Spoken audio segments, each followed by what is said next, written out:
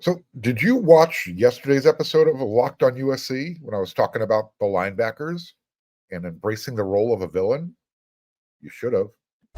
You are Locked On Trojans, your daily podcast on the USC Trojans, part of the Locked On Podcast Network, your team every day.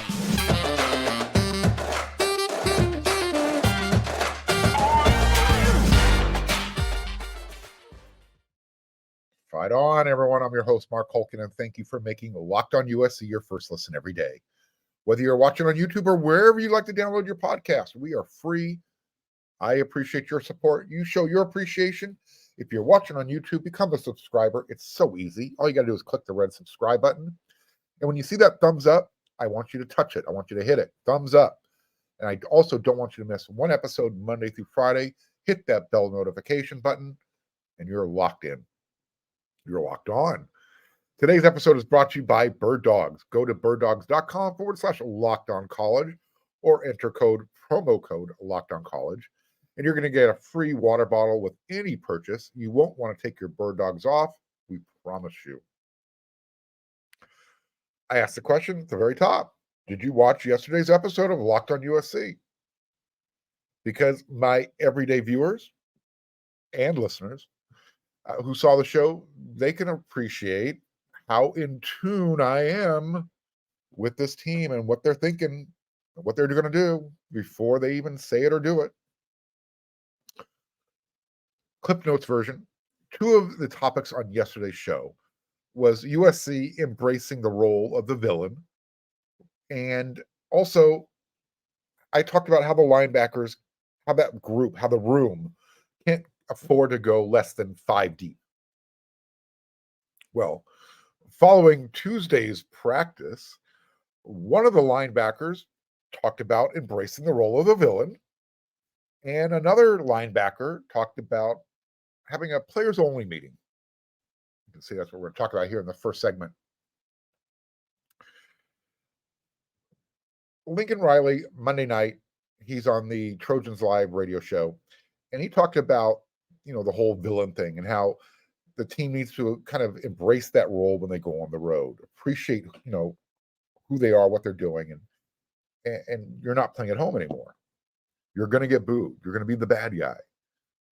Well, I thought we had a fun segment where I asked for comments on who you think USC should be as a villain, and there were actually some really good responses in the comments section. So when you're done watching this episode, go check that out. One that I really liked, and it made a lot of sense, was Hellboy, because, guys, he always likes to light up a victory cigar afterwards. So there you go. Hellboy's a good choice.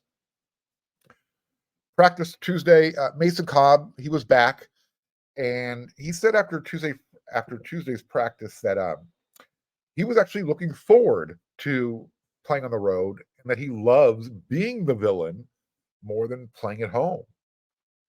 So I don't know about you, but that was kind of like music to my ears. To me, that's that wrestler's vibe. Walking into the stadium with the crowd booing, and you're kind of egging them on. Bring it more. I can't hear you. I haven't watched the WWF or whatever the alphabet soup they call themselves today. However, watching the good guy all of a sudden turn into the bad guy right before your eyes, that was great entertainment. Good actors. And I'll admit, I was a huge Stone Cold Steve Austin fan, and I also liked Generation X. Makes sense. I'm a Gen Xer. But and I guess maybe that makes it easy to understand why I'm kind of a fan of Deadpool and that type of humor. I love that in-your-face type of stuff. But back to the linebackers and the villain role. Mason Cobb, he's back. He's cleared to play. He's missed USC's last 2 games with an undisclosed injury. Alex Grinch, defensive coordinator, said he, quote, he expects him to play on Saturday. I'm wondering which villain, because since he likes to play that role, I'm wondering which one Mason would choose if he could pick one. I have a feeling whoever it is would probably have a DNA that's full of passion. I saw a portion of an interview with Mason that he did with Pac-12 Network's Yogi Roth, and his passion showed up in a different way when he was talking about his parents and how important it is to him to know that they're proud of him, or because of the sacrifices they made for him. He doesn't want to let them down. So I'm thinking someone might have left some onions in the room when he was answering that question. If you catch my drift, he got emotional, and that's the whole duality of man being a football player. 1 minute you're evil on the football field with bad intentions, and a minute later you're a mama's boy off the field, and you're apologizing to your mom for hurting another mama's baby's boy. That's the type of passion that you want. That someone who, when they're on the football field, you get out of their way. You don't know what's going to happen. Off the field, they still care about family and faith and their team, stuff like that. I really appreciate players who seem to have their priorities in order. And I think it's obvious he got the message from the boss, from Coach Lincoln Riley, that to embrace being the villain. He talked about it. I think Eric Gentry got the message too. And apparently Eric Gentry, along with Mason Cobb and the rest of the linebacker group, they had their own little private powwow. I guess we'll call it a players only meeting. And Eric Gentry described it as they had a real talk with each other. I was using finger quotes if you're listening on your favorite podcast channel. Not sure exactly what he meant by that. However, I think that means that Eric Gentry probably saw some film, and that included him, taking a bad angle on one tackle approach, and he was reaching, and he ended up on his butt. I think it probably means maybe Rajon Davis got the message about having some post-play celebration penalties. Or, maybe it's Taka Curtis saying, hey, you know what? I'm not going to keep making the same freshman mistakes going forward. Maybe it was Mason Cobb pointing his finger at himself when he saw, hey, you know what? I attacked the wrong gap. My bad. What the meeting was about, I think the message was, the way I perceived it from Eric Gentry, we need to get our stuff straight and be a part of the solution and not be a part of the problem. And tackling is so much better this season so far. And they were able to do that because these linebackers are better. They brought in Mason Cobb. Last year, they brought in Eric Gentry and Shane Lee. Taka Curtis is a freshman. Rajon Davis is getting his opportunity. I talked about on yesterday's episode how the Trojans were able to get through the first 3 games, even though they weren't at 100%. And I talked about this on yesterday's episode, how the depth of the room allows for the players to be rotated in case the guys in front of them aren't getting the job done. So I think that was what was going on in that meeting with Gentry and Mason and Davis and the rest of the linebackers. Is what we need. This is where we need to improve. Let's make sure we're focused on this type of stuff. Coach Riley was talking about the team in general. So I guess this comment probably applies to the linebackers as well. This was on the Trojans live show from Monday night. Quote, I think this team, there were definitely some areas that we needed to get better at. There were some guys that needed to take advantage of the time to get healed up. Talking about the linebackers. But I think this team was very eager to get back on the field today. Talking about practice. They're ready to go and play again. And honestly, I think they're excited to play on the road. They're very much looking forward to that opportunity here this week and over the next several weeks, end quote. So there it is. This is why you want to make sure you're listening to Locked On USC every single day. Because I'm going to tell you something. And you're going, well, where did that come from? Well, you're going to find out because usually, a day later, or maybe a day earlier, something happened. This is why you come to Locked on USC. You want all the inside information, and you want it to be accurate. And you want it to come from people who aren't going to be kicked out of practice.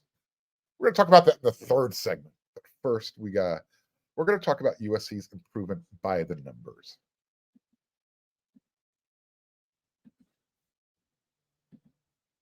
Hey, this summer, it's not quite over just yet, which means you still have time to wear your bird dog shorts. Bird dogs make you look good because they're designed to fit you slimmer through the thigh. So if you're one of those types of athletes, you got those thick thighs, you're going to feel real comfortable wearing your bird dogs. And they give you that sculptured look at the same time.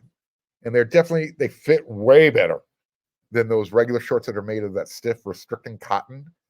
You know what else? Bird dogs, they're made with an anti-stink and an anti-sweat wicking fabric that's going to keep you cool and dry all day long. And plus, they're going to keep you from stinking. And who wants to stink? For me, there is no trading places. I like wearing my bird dogs because when I look good, I feel good. Go to birddogs.com/LockedOnCollege for a free Yeti-style water bottle with every order. That's birddogs.com/LockedOnCollege. Use the promo code LockedOnCollege for a free Bird Dogs water bottle. You won't want to take your bird dogs off. We promise you.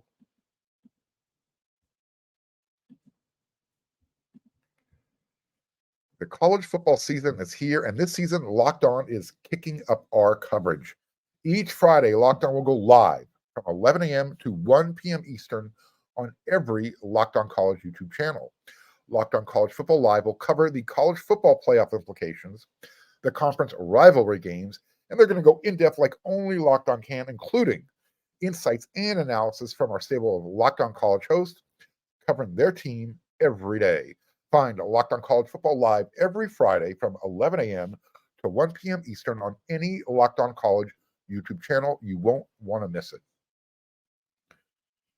Now, I don't have any grades to hand out this week because USC didn't play over the weekend. That's why we didn't do a grade show on yesterday's episode like we typically do on Tuesdays. However, I got you covered. Pro Football Focus has some grades. I'm still waiting for someone to explain to me their formula. I don't understand how they put it together. Nevertheless, the Trojans are grading out very, very, very well, according to PFF.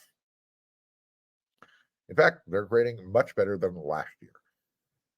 I've already been telling my everyday viewers that USC is a better team than last year. You know it. You can see it. You don't need me to tell you that. But let's put some numbers behind it. Last season, USC earned an 86.5, a 79.4, and an 84.2 marks for their wins against Rice, Stanford, and Fresno State. That 86.5 mark grade that they earned against Rice, that was their best grade that USC earned all season in 2022. I mean, ouch. That ain't good. The 87.1 grade that USC earned against San Jose State is the worst mark that USC has posted so far through their first 3 games. Then they got better. They had a 93.7 grading against Nevada, and then they took a slight drop down to 91.2 against Stanford. Most of that hit came with the tackling.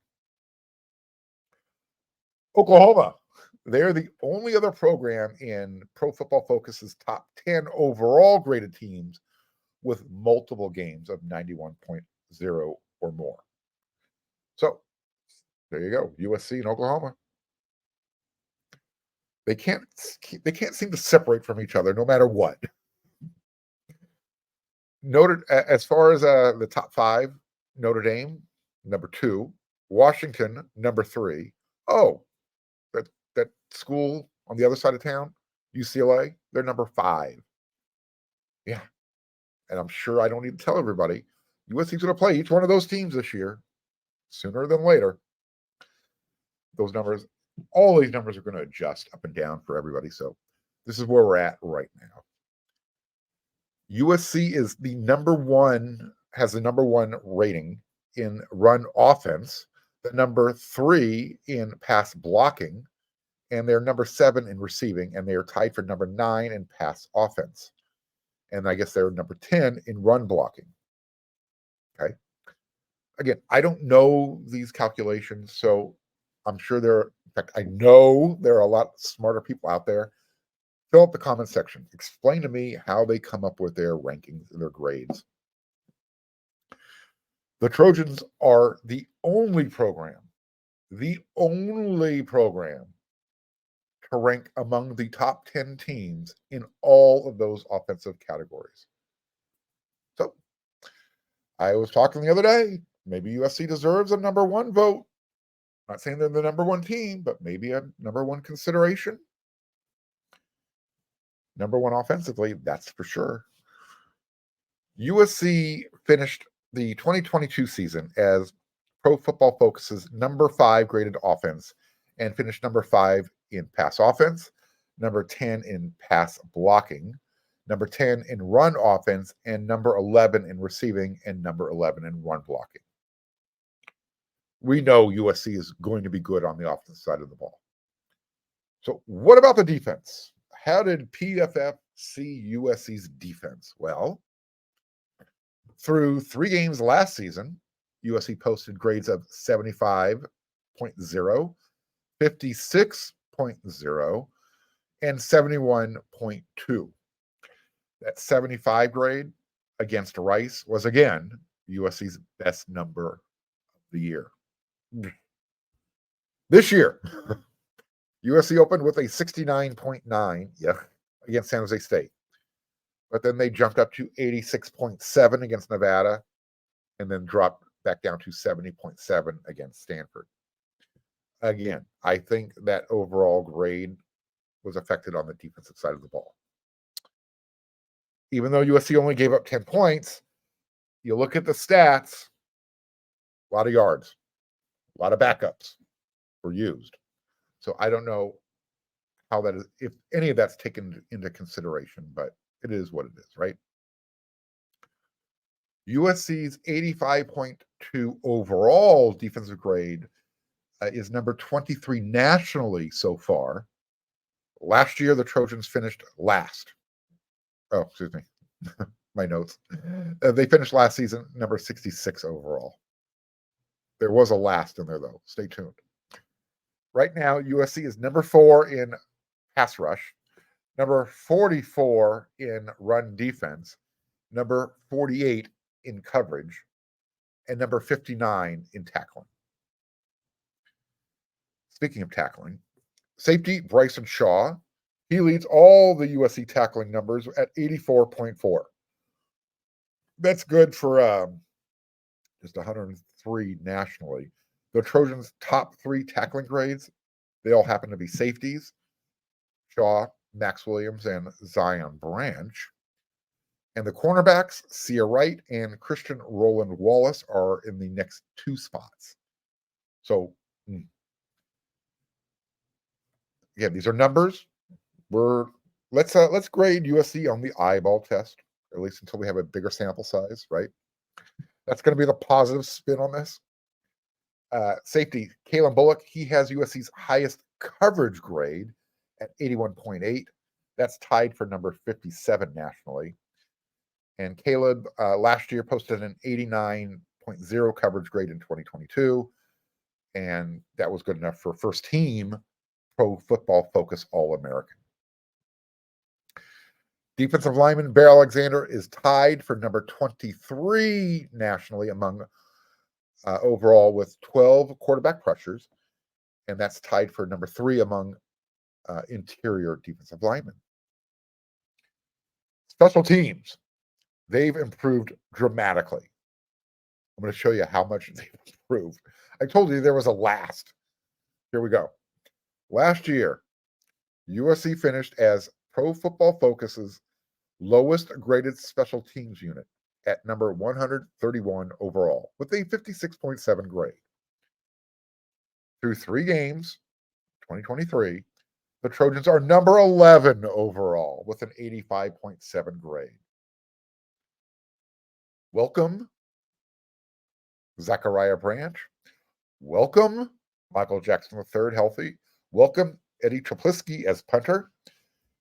And Dennis Lynch, just keep making your PATs. You're not going to be called upon to kick field goals this year because it's touchdowns or nothing. It's nothing personal. It's just business. Dennis, you keep showing up to the stadium in your fashionable attire, and I'm going to be a fan of yours forever.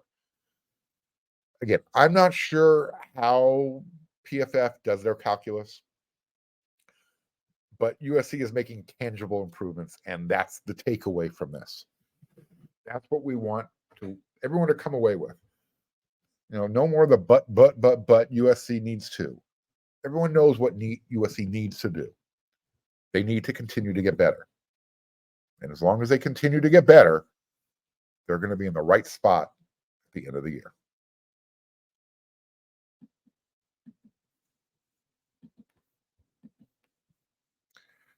Medical emergencies are going to happen. That's why the Jace case is something everyone should consider, because everyone should be empowered to care for themselves and their loved ones during the unexpected. That's why Jace Medical offers the Jace case. The Jace case provides 5 life-saving antibiotics for emergency use and gives you a peace of mind so that you're not just hoping that you have access to medication in an emergency, you actually have it. Jace Medical makes sure you have the medication in hand. Jace Medical is simple. They handle everything from the online evaluation to licensed pharmacy medication delivery, as well as ongoing consultation and care. Don't get caught unprepared. Save more than $360 by getting the life-saving antibiotics with Jace Medical, plus an additional $20 off by using code LOCKEDON at the checkout on jacemedical.com. That's Jace, J-A-S like Sam, E like Edward, medical.com, promo code locked on.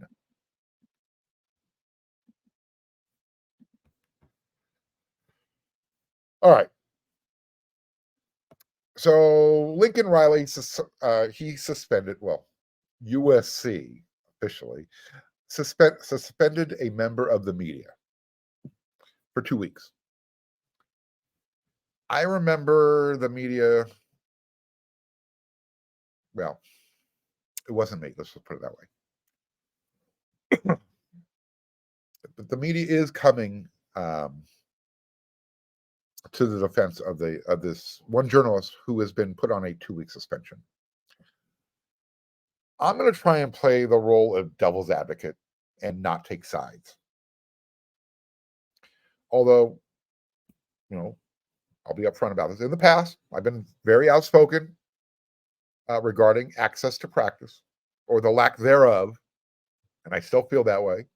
I would like more access to practice. Now, on one side, there are members of the media who are wondering why Lincoln Riley is so concerned about, and it was pretty much a pretty innocuous, but it was a private conversation between 2 players. Essentially, this is what happened. A couple of freshmen, they were overheard talking about how to handle talking to the media for the first time. You want the full story, it's out there on social media, or you can go to the OC Register and get their version of the story.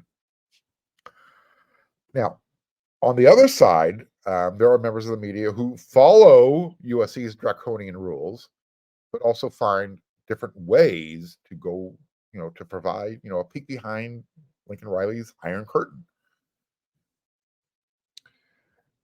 This isn't the first time that this particular journalist or news group was warned. So either they don't understand the rules or they don't care about the rules. That's how USC is perceiving the situation. When you've been warned, don't do it again. I'm not taking sides.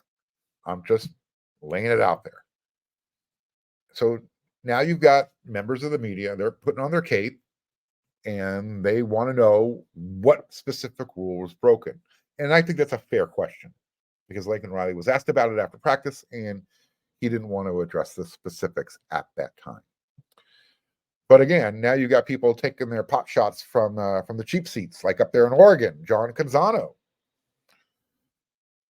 Quote, USC professors aren't teaching student journalists to close their eyes and ears when the football coach wants them to, are they? Lincoln Riley picked on a journalist, tried to send a message, and is playing bully. Weak, end quote. Lincoln Riley said this after Tuesday's practice. His first job is not to the media. It's not to the fans. It's not to anybody else. It's to protecting our players, end quote. Again, some of the media, they're pushing back. They've got this, oh my God attitude. I can't believe Lincoln Riley's doing this. I get it. I understand, Riley's job is to protect his players. So I understand why the media is kind of huddling up and using the same principle to, protect their own. I made the conscious decision to pick which practices I'm going to attend going forward because of the lack of access. And now with this whole latest situation, I really hope it doesn't get it shut down for everybody. I don't think that can happen. I don't think it will happen. It better not happen. But I'm just wondering if the pushback if it becomes too much, if Lincoln Riley just says, hey, you know what? Screw it. See you guys after the game. Head coaches by nature are control freaks. When I was coaching high school basketball, it was my team. I didn't want any input. So, if head coaches by nature are control freaks and you only get to talk to Lincoln Riley and the coordinators, I'm not sure, how you work around that. We got to talk with the assistant coaches before the season started. Currently, there's nothing left to talk about during the season that Alex Grinch or Josh Henson can't answer for us. This is one of the ways that, coaches control the narrative. You only have certain people talking. Lincoln Riley and his coordinators. We got to talk to the assistant coaches before the season started. We won't talk to them again unless something special happens. Now, this whole member of the media being suspended for 2 weeks, I kind of got the sense that this was a cumulative effect that's been adding up for Coach Riley. You had this one individual who's been warned before and apparently broke rule again. Not saying the same rule, a rule. And then you had, remember the whole Rayleigh Brown scout team red shirt situation? I think it's a cumulative effect that's happening. And Lincoln Riley just said, I get it. He wants to protect his players. So you had a couple of freshmen who were worried about, how to deal with the media for the first time. And that was kind of leaked. And then when you're all of a sudden talking about players who were on the scout team after practice, I think Riley just said, enough. I don't want my players having to be in a position where they're looking over their shoulders or having to answer questions about why this is happening. Look, I have to pick and choose what I can and what I cannot say a lot of the time, because you're going to hear me hinting and talking about things without really talking about things. Try and read between the lines or connect the dots. Again, there's just certain things that I know I can't talk about at a certain time. So that's the line that, members of the media have to walk. I will agree that USC is very protective, sometimes overly protective when it comes to dealing with the players.